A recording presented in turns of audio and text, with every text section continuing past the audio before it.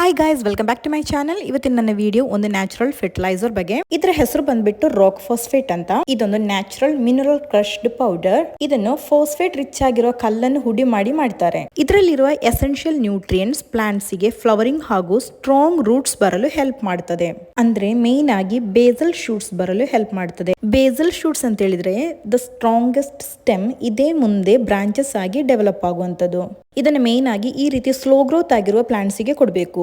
So ಎಷ್ಟರ ಮಟ್ಟಿಗೆ ಯಾವಾಗ ಹೇಗೆ ಕೊಡಬಹುದು ಅಂತ ನಾನು ಹೇಳ್ತೇನೆ. ದೊಡ್ಡ ಪೋಟಿಗಾದರೆ 1-2 ಟೇಬಲ್ ಸ್ಪೂನ್ ಹಾಗೂ ಸಣ್ಣ ಪೋಟಿಗಾದ್ರೆ 1-2 ಟೀ ಸ್ಪೂನ್ ಲೆಕ್ಕದಲ್ಲಿ ಕೊಡಬಹುದು. The first method and the best method ಅಂತ ಹೇಳಿದ್ರೆ ಪೋಟ್ ಮಿಕ್ಸ್ಚರ್ ರೆಡಿ ಮಾಡುವಾಗಲೇ ಅದರಲ್ಲಿ ಕೊಡಬಹುದು. ಸೊ ಈಗಾಗಲೇ ನೀವು ಪೋಟಿಂಗ್ ಮಾಡಿದ ಗಿಡ ಆದ್ರೆ ಈ ರೀತಿ ಮಣ್ಣನ್ನು ಸ್ವಲ್ಪ ಸಡಿಲಗೊಳಿಸಿದ ಮೇಲೆ ಸ್ಪ್ರಿಂಕಲ್ ಮಾಡಿ ಕೊಡಬಹುದು. ಅದು ಬುಡಕ್ಕೆ ತಾಗದಂತೆ ಕೊಡಬೇಕು.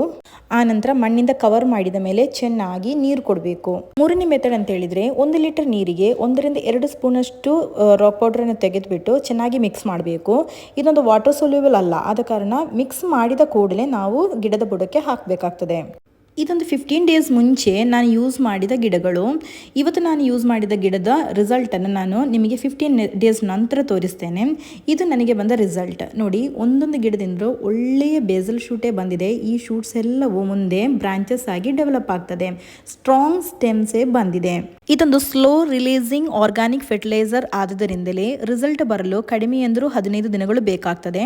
ಹಾಗೂ ಒನ್ಸ್ ಇನ್ 3 ಮಂತ್ಸ್ ಕೊಟ್ಟರೆ ಸಾಕು. ಇದು ನಿಮಗೆ ಈಸಿಯಾಗಿ nearby fertilizer shop Amazon ಮತ್ತೆ ಫ್ಲಿಪ್ಕಾರ್ಟ್ ಅಲ್ಲಿ ಅವೈಲೇಬಲ್ ಆಗಿದೆ. ನಿಮಗೆ ನನ್ನ ವಿಡಿಯೋಸ್ ಎಲ್ಲ ಯೂಸ್ಫುಲ್ ಅಂತ ಎನಿಸಿದ್ರೆ ಚಾನಲ್ ಅನ್ನು ಸಬ್ಸ್ಕ್ರೈಬ್ ಮಾಡಿ ಹಾಗೂ ಮುಂದೆ ಇನ್ನಷ್ಟು ರೋಸ್ ವಿಶೇಷಗಳೊಂದಿಗೆ ಮತ್ತೆ ಮೀಟ್ ಆಗೋಣ.